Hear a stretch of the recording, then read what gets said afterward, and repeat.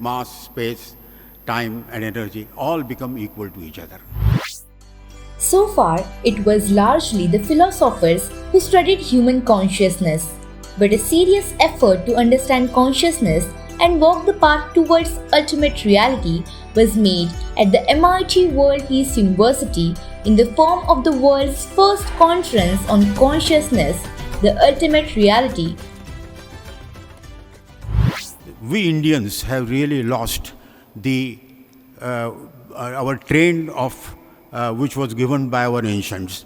And when I talked about West, I talked about East. East always looks with holism and subjectivism.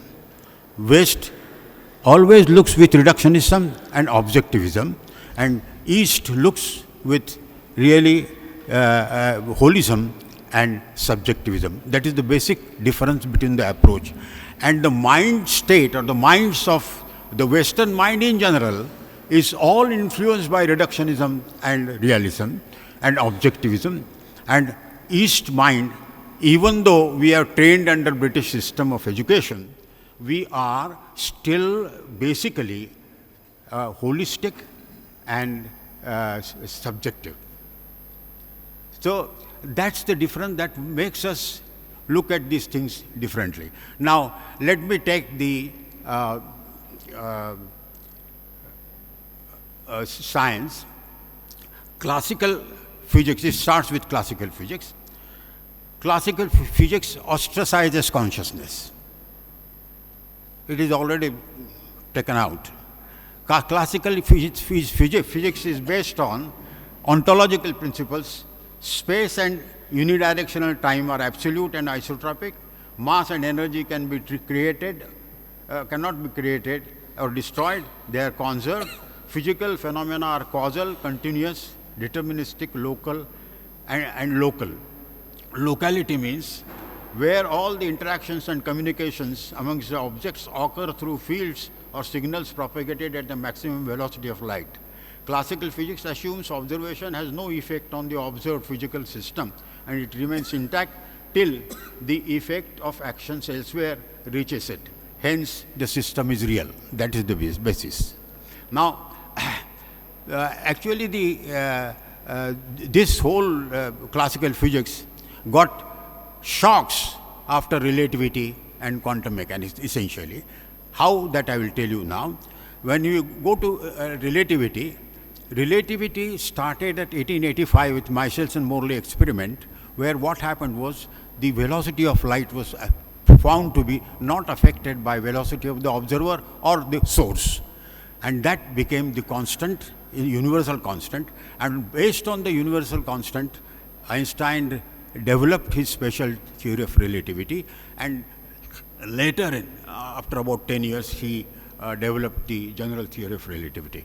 In relativity, what happens is the world, what you perceive, becomes subjective specific, observer specific.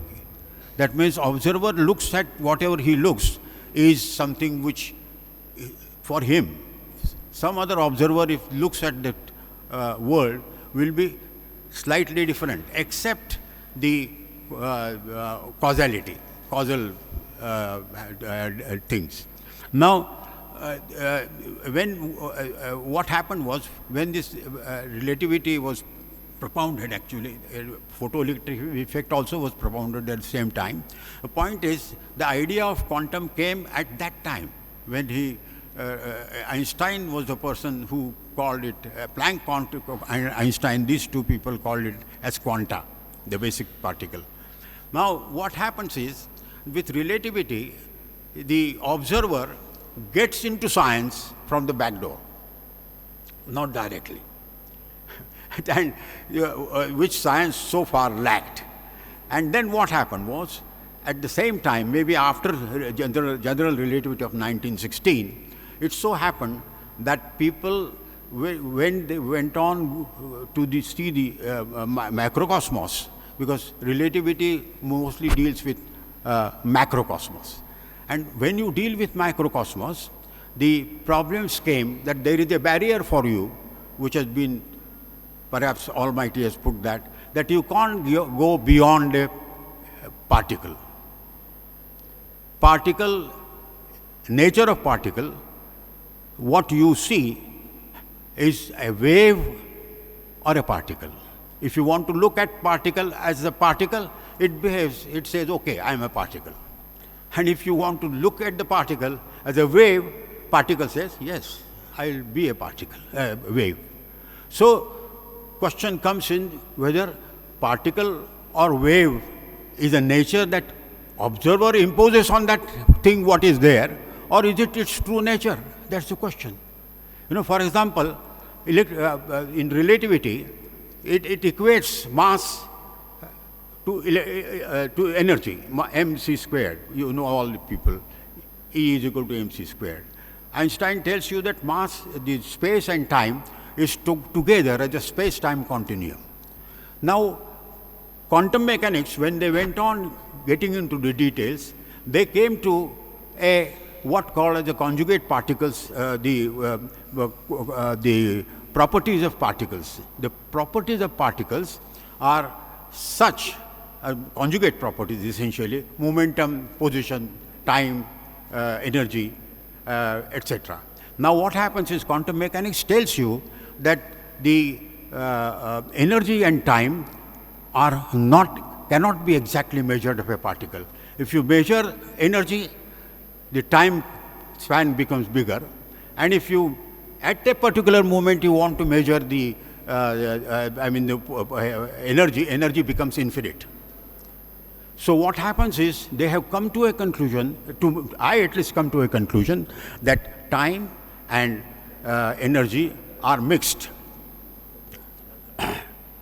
So if you equate mass, space, fundamental elements, mass, space, time and energy all become equal to each other.